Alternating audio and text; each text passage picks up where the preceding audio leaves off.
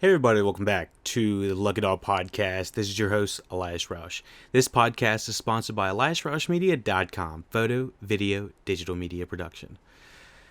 So we finally did it. We finished season 2 of the Umbrella Academy. Episode 10 is the one we're covering now. And by now, I would have expected you to have seen the entire Umbrella Academy season 1 and season 2. If you have not seen it, go ahead, go back, check it out, listen to the reviews. We'll leave some reviews that we've given for the first season and second season in the description now that we have seen all of the seasons of the Umbrella Academy. Very impressed with season 2. Season 2, episode 10, The End of Something, directed by Jeremy Webb, written by Stephen Blackman. The Academy learns that they are now wanted as terrorists for supposedly aiding in the assassination of, this is when I say it, you should have watched the full season, the assassination of John F. Kennedy. So, like I said, this is all spoilers for the first 2 seasons of Umbrella Academy. Sensing that Harlan is in trouble, Vanya, along with the rest of the group, decides to go back to Sissy's farm to help him. The handler arrives with an army of commission agents, but Vanya kills them all.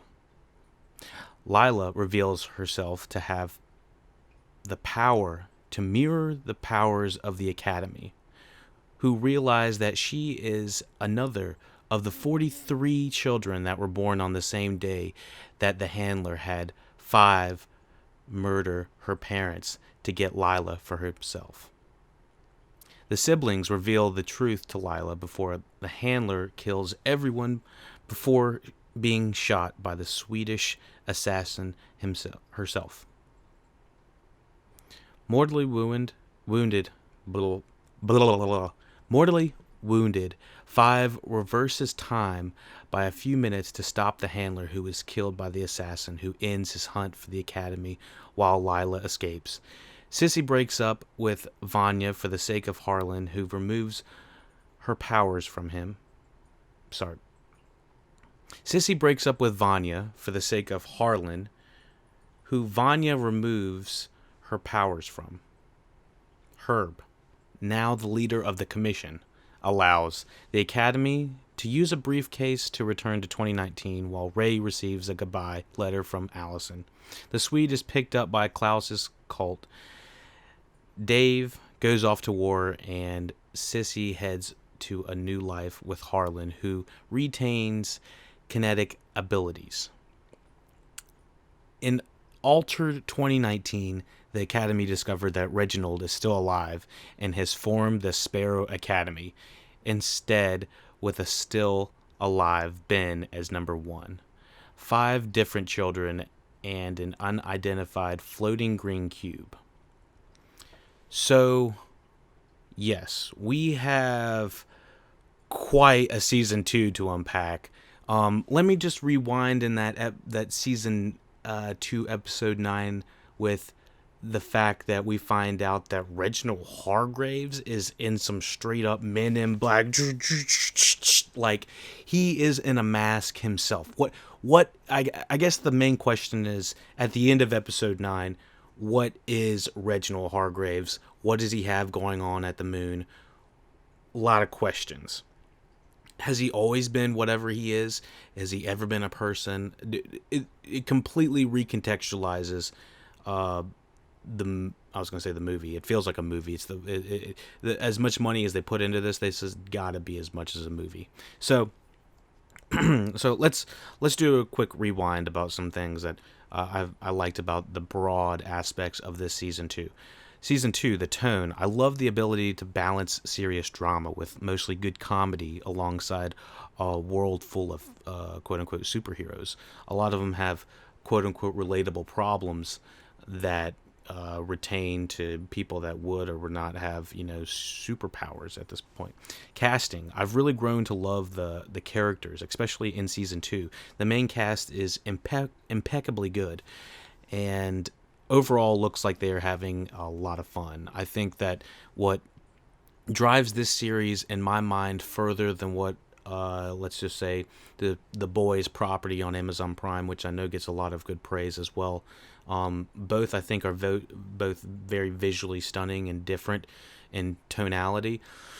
But when it comes to the charisma of actually enjoying who I'm spending time with and watching, I love spending time with the Umbrella Academy cast. I don't enjoy spending almost any time with anybody on The Boys. And it's not necessarily that it's an apples and oranges kind of thing. They're kind of two different things, but ultimately they're both trying to start their own superhero property, and this is the property that resonates more with me. It's a little bit more quote unquote Wes Anderson-y. It's got this kind of aesthetic that is very inquisitive and eccentric. The supporting cast is also quite exceptional, which is something you find in Wes Anderson films. I barely find like The Boys. This is not supposed to be a comparison, but I just really find the casting in Umbrella Academy to be strong when it comes down to the main cast, whether it's the supporting cast or just one or two lines from side people like supporting cast like Herb. I love that guy. So between even small roles, like Herb and Elliot, I never got bored. The story was kind of all over the place with this dropping everyone back in the 1960s and kind of regurgitating everyone's plot line, what everyone's been up to. It does provide for very interesting amounts of story for each one of the characters. There were a couple of tropes that I have seen in other time travel movies, Back to the Future being mainly one of them. But there's tons of different tropes that are taken back. When you fall in love, when you go back in time, you can't bring that person you fell in love back, to the main timeline. Or if you can, something crazy is going to happen. And what happens if you run into your old self? I think at one point I talked about, would there be an Umbrella Academy that would be their secondary selves, which are like doppelgangers or kind of like that, which kind of happened at the end of this season, which I had not seen before. The last episode I did a recording on episode 3, and I talked about what if we see the doppelgangers. The more I think about it, that wouldn't even make sense that any of them would have doppelgangers, considering they none of them would be alive at this point, to my knowledge. So I guess it didn't really make much sense in retrospect, but it does provide. It just make you say like, oh shit, are they gonna have to fight themselves in this next future, or in this 2019 era, wherever the hell they came back to, the Sparrow Academy. Let's see. And is Reginald still a goblin monster thing, or whatever the Men in Black mask thing he has on? I didn't know what the heck's going on. All right, so I feel a little bit mind jumbled from all this time travel shit. I'm sorry. I apologize. I'm going to stick to the notes. Okay, so I do think they had a pretty cool spin on the time travel aspect. I like having the superhero aspects. I like having apparently Allison, the actress that plays Allison, the actual character she plays is not black in the comics, and so having a black actress go back in time with the time travel aspect and having to experience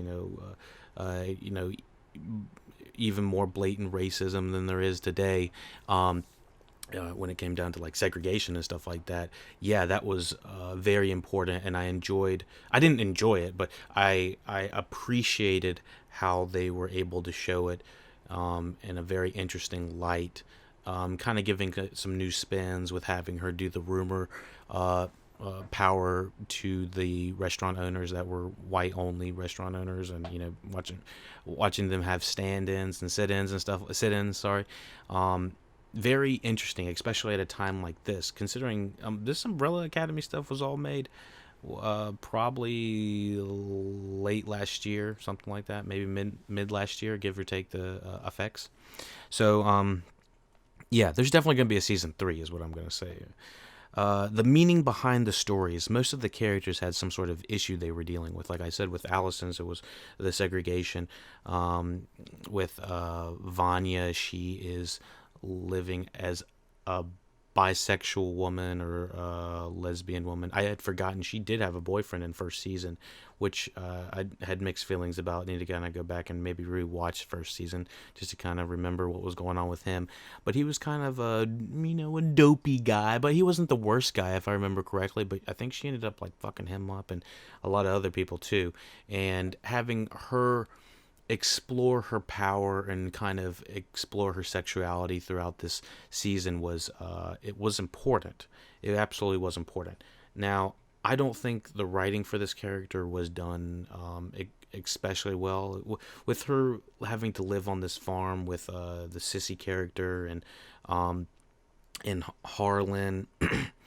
I liked the visualization of her lifting the wave, the water up when she was saving Harlan, and then also transferring some of her power, I guess, when she gave him CPR to him, and then most of the effects I think for Vanya worked relatively okay, give or take the eyes. Some might work better than others, and then we have this massive thing at the end. It's just like this.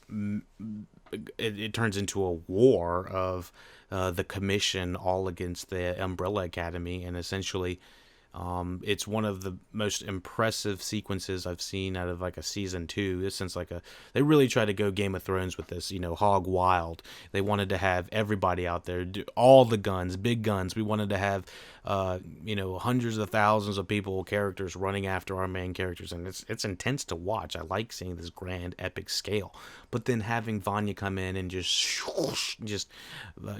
whooshing everybody away real quick. I mean, she's absolutely OP, regardless if you think the character works or not. She's she is the Jean Grey of the series, or the Superman, or whoever. She's the biggest card you got. I also find it interesting how they have to they find ways to dull the characters' senses in a way. Like I think Allison, when she's fighting the Swedes, and I think episode 9, I believe, she instantly gets like straight punched to the throat.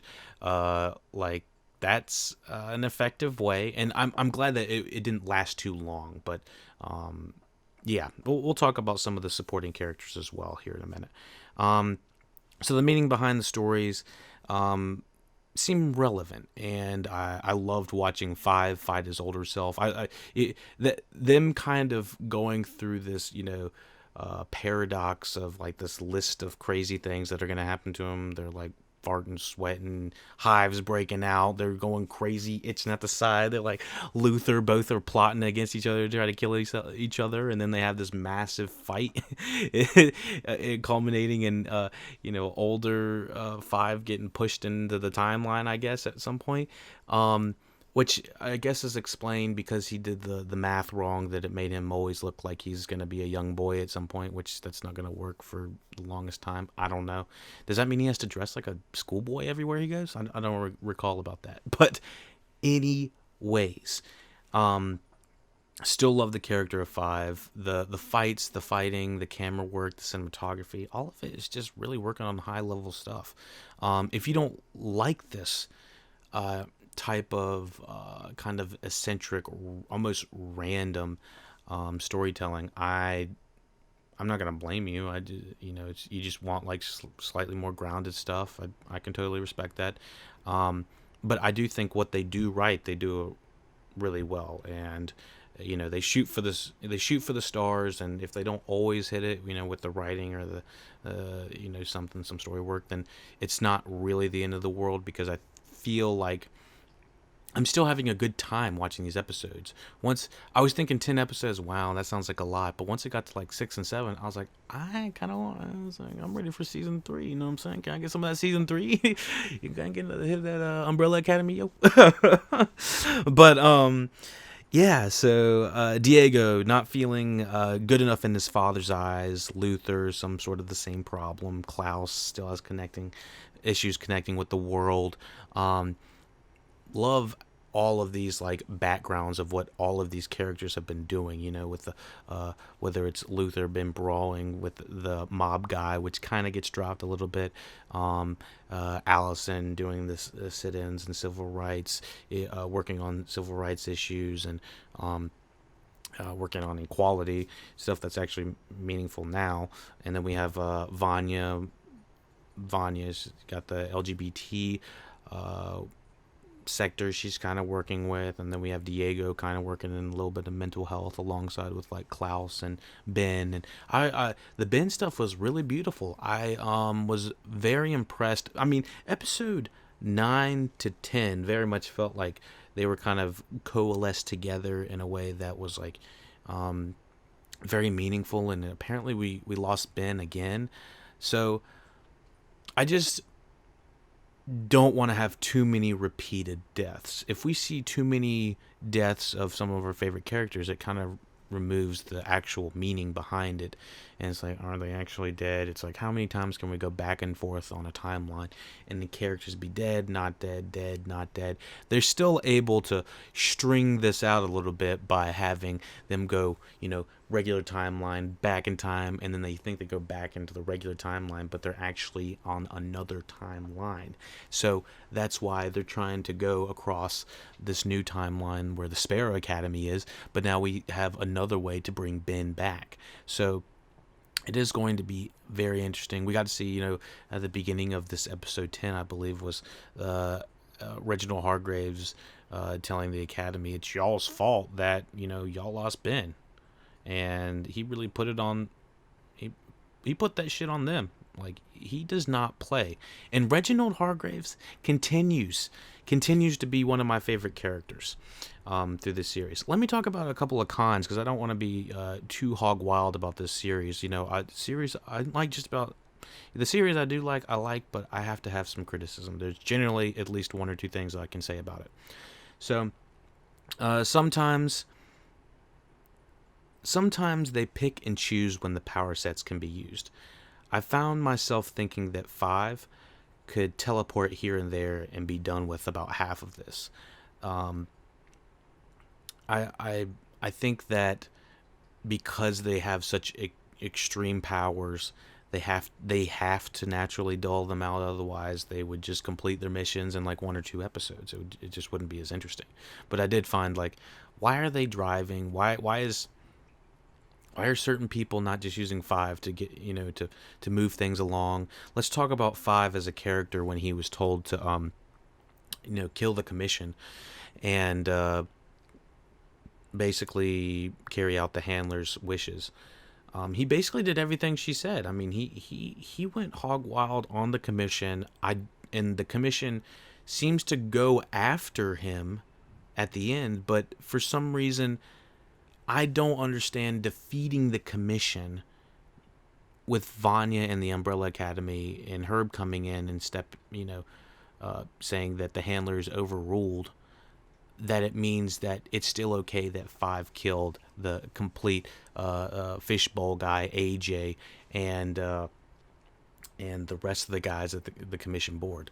It was one of the coolest action scenes with 5 using his teleportation and just killing everybody. And it's rated R. It's R-rated violence that you wouldn't see in like a PG-13 movie, obviously. So that's what kind of puts it in a little bit more extreme category, which makes it a little bit more accessible for Netflix than it would be on the big screen. So it's like you probably wouldn't ever see this unless it was rated R on the big screen, and you wouldn't see as much of it either. So yes, let's see. So I didn't really understand why the commission would not outlaw the Umbrella Academy after all of this. I mean, they were kind of coerced in a certain way, kind of pushed into a corner, but still, it's their fault. And in my opinion, I still think that the commission probably should hold at least 5 responsible. I don't really understand why everyone kind of gets off scot-free for that. But yeah, it's a little bit contrived when it comes to like, oh, you guys are just too damn good. It's like you guys, you Umbrella Academy, you just are too damn good. And so it's like, okay, so we are just gonna kind of let them off scot free. So yeah, let me see. From the technical standpoint, I would say really I didn't have too many issues. Maybe a few effects were a little sketchy here and there, but nothing that really threw me out. The one that really stands out for me right now is still Luther's body is still not good, and they tried to show the least amount of it as they could in this. I wonder if in season 3 that they'll try to just reduce him to just like a really buff dude, because I feel like they're just kind of tired of having to put him in the suit. Also, Dark Side of the Moon. I want to find out more about the Dark Side of the Moon, what's going on with Reginald's stuff going on up there. We'll probably find out more about that in season 3. And what else do we got? Yeah, I was kind of skeptical about season 2 being better than season 1, but based on what I'm hearing, is season 1 was a little bit slow in some places for some people, which I don't recall at all. I might need to go back on the podcast and check to see if I said that I was a little bored in some places, which I don't recall at all. But maybe if you just binge through it, you just ignore those parts. The Swedish guys, that was a problem for me in season 2. The fact is, they're the heavies for the Umbrella Academy to take out, while the handler is the overarching bad guy, alongside Lila, who just kind of goes back and forth, kind of doing whatever she pleases.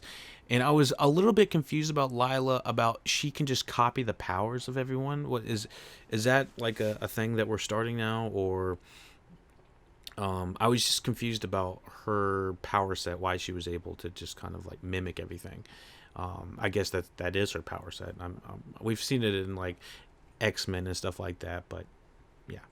Anyways, what else do we got? The Swedish men, they were kind of one note, but like I said, they weren't the main issue with the season, or the antagonist of the season. Anything else we have? Let me check. I think I love this season despite the flaws. I will talk. Maybe I'll go back on a few parts of the season I really enjoyed.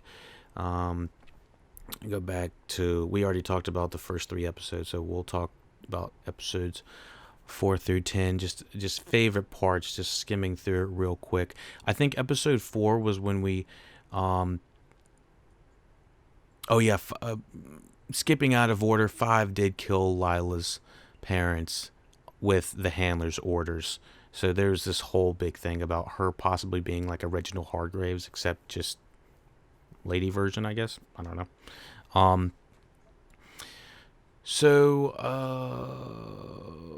Yeah, I enjoyed episode 4, finding out about Lila's background.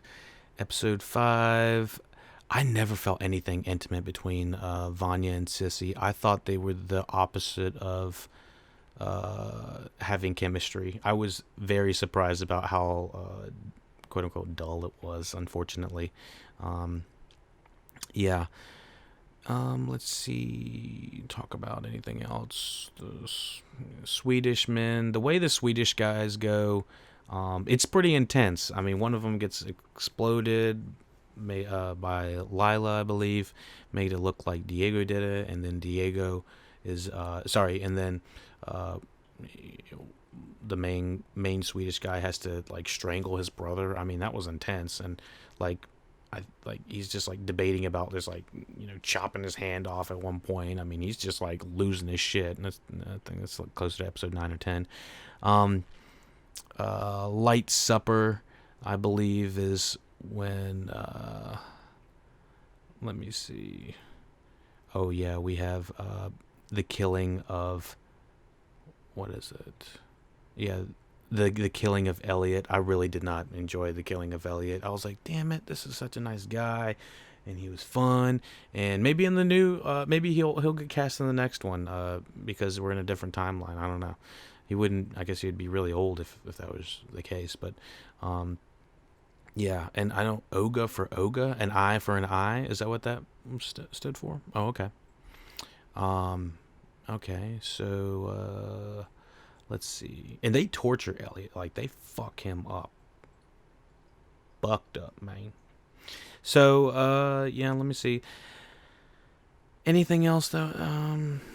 The parts that I enjoyed the most were, like, some of the action scenes, the FBI, the culminating scenes, the FBI infiltrating or, like, antagonizing and shocking Vanya. That was fucking insane.